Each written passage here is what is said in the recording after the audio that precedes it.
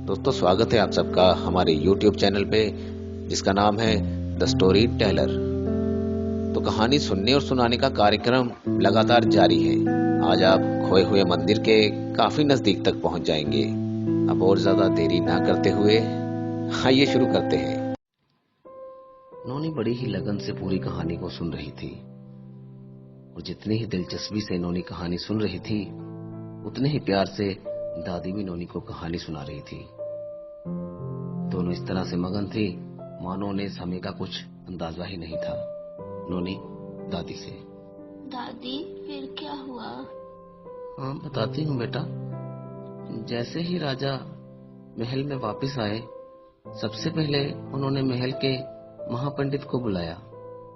राजा ने महापंडित को सारी व्यथा बताई और अगली पूर्णिमा के बारे में पूछा। महापंडित ने अपनी पोथी निकाली और हिसाब लगाकर राजा को एक तारीख बता दी। राजा उसी तारीख को दोबारा जंगल पहुंच गए। राजा उन्हीं झाड़ियों के पीछे दोबारा जाकर छिप गए और जैसे ही चांद से दोबारा वो सीढ़ी निकली, राजा को यह देखकर बिल्कुल भी हैरानी नहीं हुई, क्योंकि ये सारा कार्यक्रम वो पहले भी देख चुका था।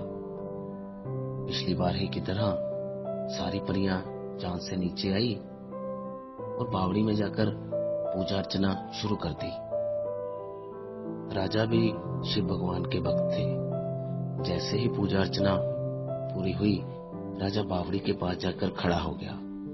जैसे ही वो परियां बाहर आई, राजा ने हाथ जोड़कर सबको प्रणाम किया और कहा, हे देवियों, आप सबको मेरा प्रणाम। मुझे यहाँ पर पाकर हैरान मत होइए। मैं इस नगर का राजा हूँ। आपने पूजा के लिए हमारा नगर चुना, उसके लिए मैं आप सबका ऋणी हूँ। पिछली पूर्णिमा को भी मैंने आप सबको यहाँ देखा था। क्षमा कीजिएगा, मैंने आपकी आज्ञा के बिना ये सारा कार्यक्रम देखा, लेकिन आपके जाने के बाद मंदिर और बावड़ी पूरी तरह से बंद हो गए। मैं आपसे निवेदन करता हूँ, कृपया इस मंदिर को नगरवासियों के लिए खुला रहने दें। सभी परियां आपस में कुछ देर तक बात करती रही। उनमें से सबसे बुजुर्ग परी राजा से बात करने के लिए आगे आई। सबसे पहले तो आपको यहाँ नहीं आना चाहिए था। ये आपकी बहुत बड़ी भूल है, लेकिन आप इस नगर के राजन हैं, इसलिए मैं आपको क्षमा करती हूँ। दूसरा, मैं आपकी ये प्रार्थना स्वीकार नहीं कर सकती, क्योंकि धरती के लालची लोग यहाँ आकर इस पवित्र स्थान को अशुद्ध कर देंगे। राजन हाथ जोड़कर घुटनों के बल बैठ गए और परियों से कहा, देवी, मैं आपको अपनी बहन मानता हूँ। कृपया मेरी प्रार्थना को ठुकराइए मत। हमारा सौभाग्य है कि भगवान शिव की मूर्ति यहाँ पर पाई गई। कृपया मेरी प्रार्थना को स्वीकार कीजिए। आपकी जो भी शर्तें हैं, उन्हें सख्ती से लागू किया जाएगा। परियां राजन की प्रार्थना से प्रभावित हुई और उनमें से जो सबसे बुजुर्ग परी थी, उसने कहा, राजन, यहाँ का पानी अमृत समान है। हम सभी अमृत पान के लिए ही हर पूर्णिमा को यहाँ पर आते हैं, परंतु कभी भी हमने यहाँ के जल को अशुद्ध या नष्ट नहीं होने दिया। राजन, क्या तुम मुझे वचन दे सकते हो कि इस जगह की पवित्रता को इसी तरह बनाए रखोगे और इस पवित्र जल को अशुद्ध नहीं होने दोगे? मंदिर में प्रवेश करने से पहले स्नान करना अनिवार्य होगा।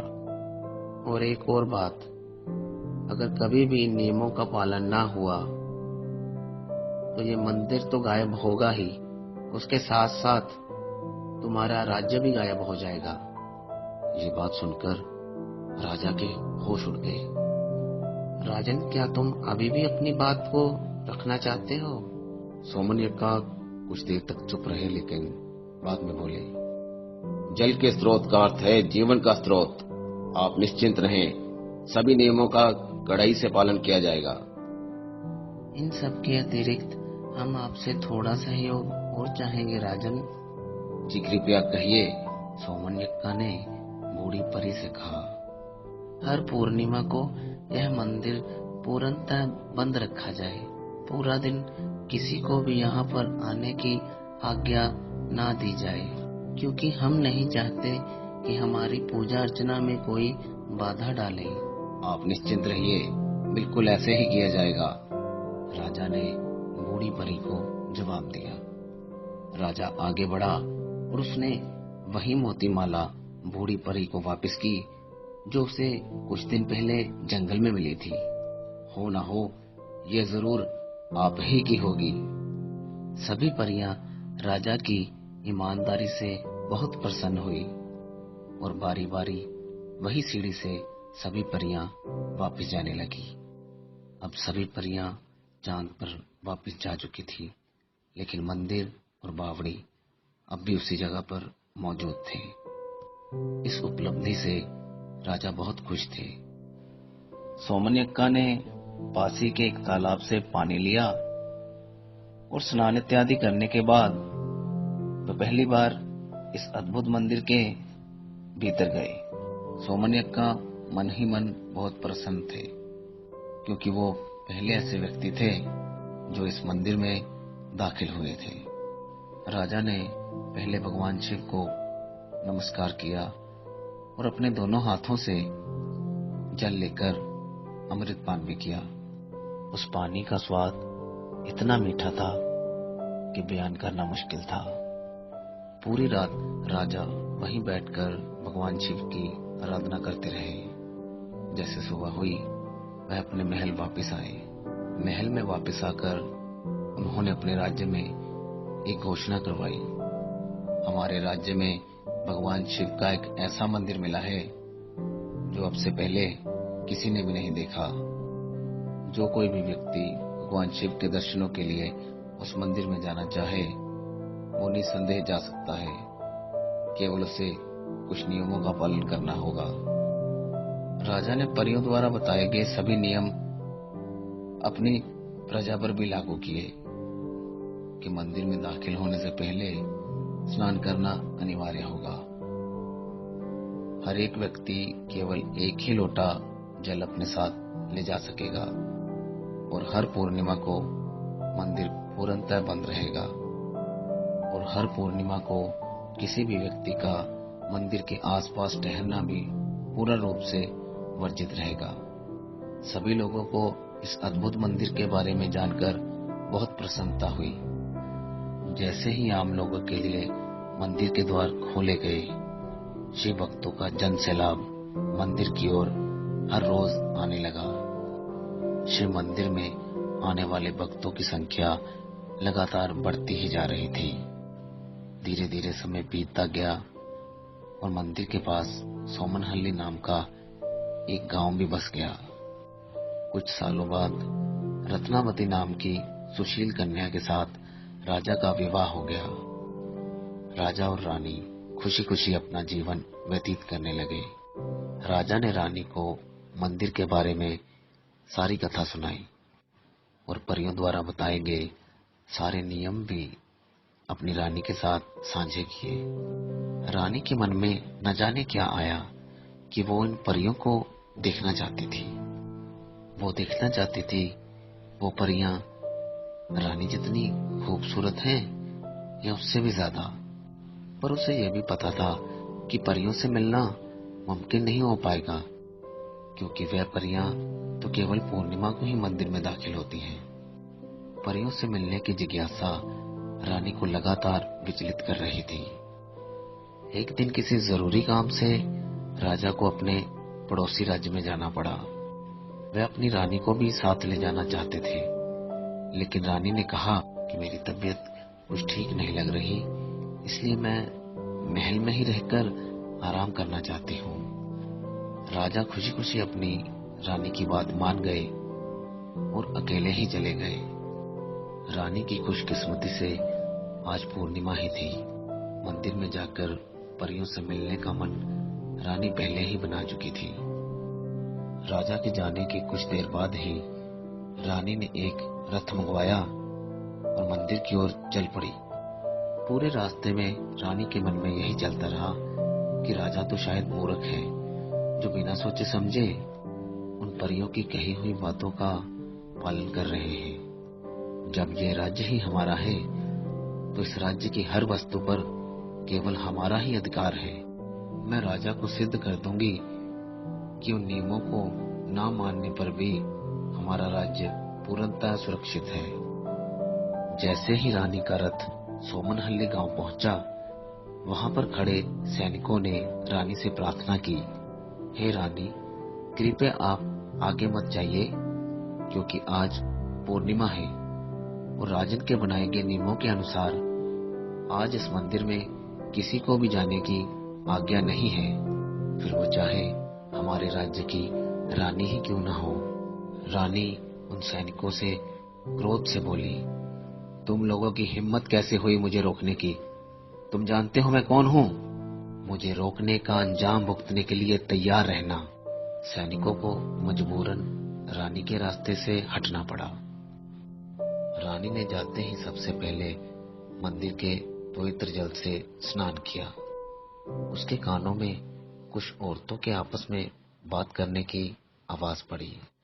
वो जैसे ही आगे बढ़ी, वो सातों परियां उसके सामने खड़ी थी। उन परियों को देखते ही रानी के मन में आवाज आई कि वो परियां रानी से कई गुना ज्यादा खूबसूरत हैं।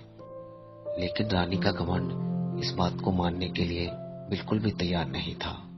सभी परियां रानी को सामने पाकर क्रोधित हो गई। बूढ़ी परी क्रोध से बोली, कौन हो तुम?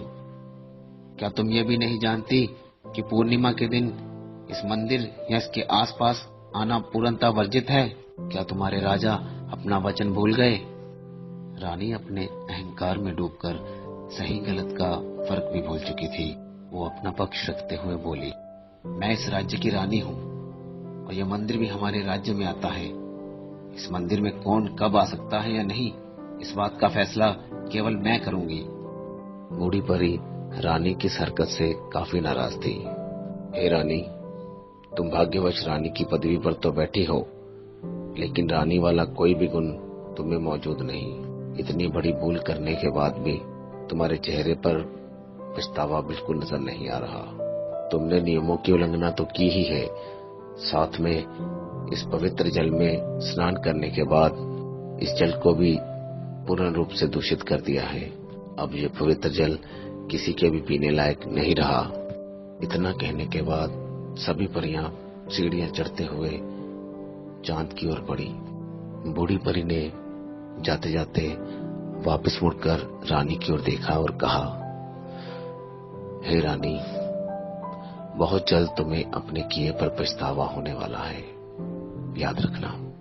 इतना कहकर सभी परियां गायब हो गई। रानी घबरा रही थी और उन परियों से बात करना चाहती थी, लेकिन अब काफी देर हो चुकी थी। रानी हड़बड़ाती हुई मंदिर से बाहर भागी। इतने में तेज बारिश शुरू हो गई और एकदम से भूचाल आया और देखते ही देखते वो मंदिर और बावड़ी लुप्त हो गए। अब रानी को अपने किए पर पछतावा भी हो रहा था। क्यों मैंने इतनी बड़ी भूल की? अपने राजा की इतनी बड़ी उपलब्धि को मैंने नष्ट कर दिया। राजा कभी वापस नहीं आया और रानी पागल होकर गलियों में घूमती रही। उनका साम्राज्य पूर्ण रूप से नष्ट हो गया। किसी भी राजा या रानी का सबसे पहला कर्तव्य तो यही होता है कि अपने राज्य की सुख शांति व सुरक्षा के लिए प्रयत्न करता रहे। लेकिन रानी के झूठे अहंकार के कारण हजारों लोग बर्बाद हो गए। समय बीतता गया, लेकिन इस घटना के बाद ना तो किसी ने उन परियों को दोबारा देखा और ना ही कभी मंदिर या बावड़ी के बारे में कुछ पता चल पाया। तो नौनी, कैसी लगी ये कहानी बेटा? दादी ने नौनी से पूछा। नौनी ने हल्की सी स्माइल दी और खिड़की से चांद की ओर देखने लगी। तो दोस्तों, ये था the magic of the lost temple कहानी का 6th एपिसोड। यहाँ तक की कहानी आपको कैसी लगी? फीडबैक जरूर दीजिएगा। बाकी कहानी जल्द लेकर आपके पास हाजिर होऊंगा। तब तक के लिए बाय बाय, खुश रहिए, अपना ध्यान रखिए। Thank you. दोस्तों, स्वागत है